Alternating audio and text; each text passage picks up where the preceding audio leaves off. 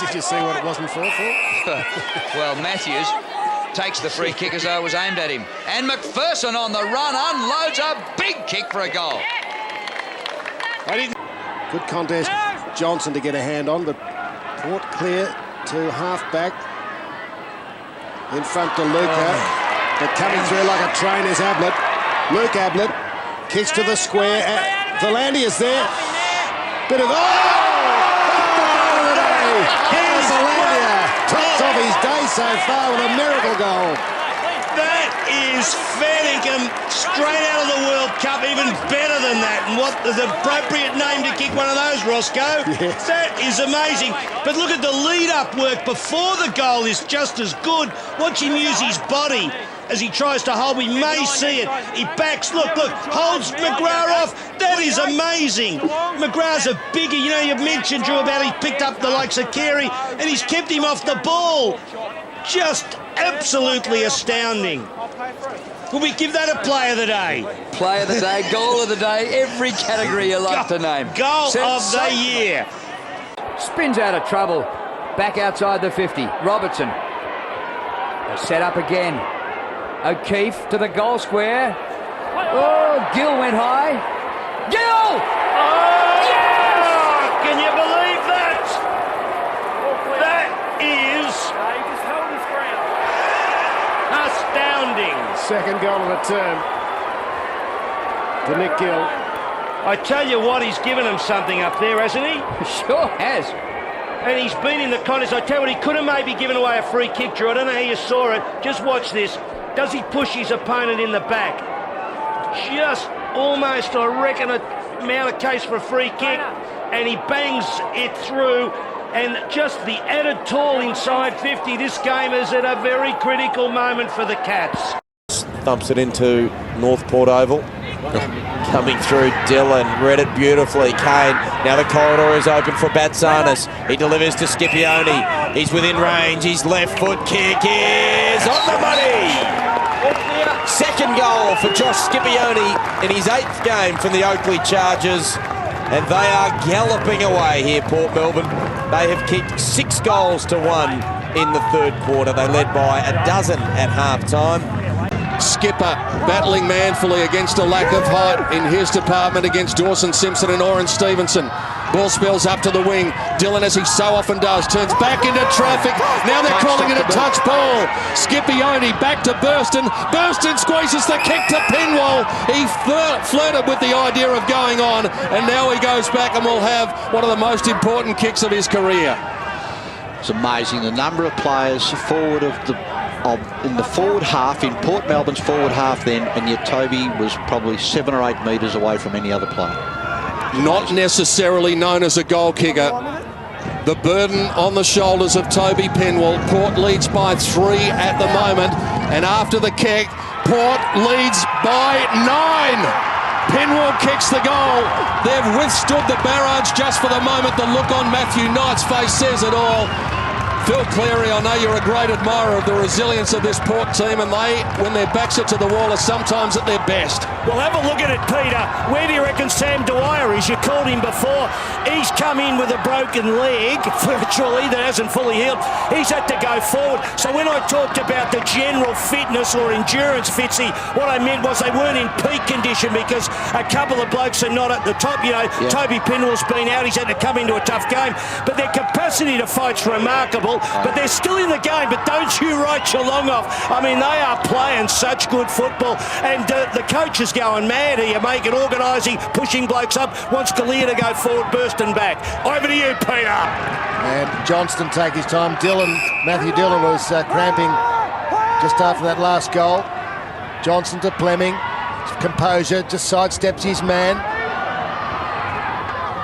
Really penetrating. Beautiful work by Baird running on the footy.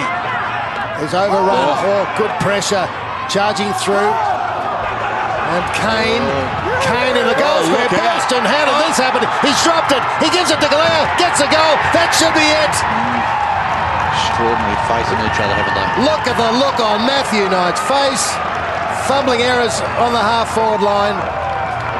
Burton alone fumbled it but gave it to Galea. Wow. Yeah, just it's a massive roll of the dice there to leave your opponent and go up. You know, how could Galea and Burston be both on their own?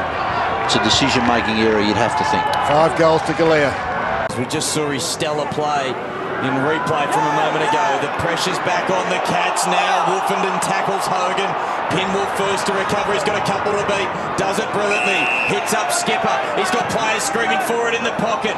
Can't hit Galea. Can't hit Scipione. But the hand pass has hit O'Farrell, who's kicked the goal! He's just back on the ground after having 100 stitches put in his face. And his impact has been immediate. He's got his second. What's going on here, too? There absolutely is. Dean Galea's amongst it. What a surprise, Reece. Yeah, look, I think it may have been 2 Geelong players who actually spoiled each other, and the ball just spilt straight out and landed in the hands of O'Farrell, who was able to put it through, and terrific snapping goal. But you know what started that? The chase of Mitch Wolfenden. Yep. We just see the ball come in here, and that's the injury from a little while ago. That's how he was collected early on. And then all of a sudden coming up with a goal, held together by, as Darren said, 100 stitches and elastoplast. 3 goals to 2 in favour of the Cats in the last quarter. O'Sullivan, that is Sam O'Sullivan! Something out of nothing! Sam O'Sullivan kicks a goal and has put Port Melbourne in the lead by 1 point after 23 minutes. fantastic effort there, and they've just forced the ball forward. It was just contest after contest, and we've watched a young fella here. What a kick. He'll remember that for a long, long time. That is just an opportunist goal, and it went through, and he's put it back in front. So back in the middle, Trent West. Gee, this is an important centre bounce because absolutely. They've been getting smashed out of here, Port Melbourne. He's the Lucy back there. The kick here needs to be good. It's 2 1-on-1, and it's 2-on-1. It's out in front. Well, it is a 2-on-1 now. Purcell was the first there, but Skipper was good to lend a hand. They've got some numbers here with Batsanis in turn. It's going to end up here in the hands here of Veer in the left footer. He needs to be good. And he steers it home. Port back in front by 5 points. And what a game of VFL footy. Terrific running there by Veering. He followed that play all the way down, and we saw him miss an easier chance probably before, but that's a terrific goal. And Skipper just sensational.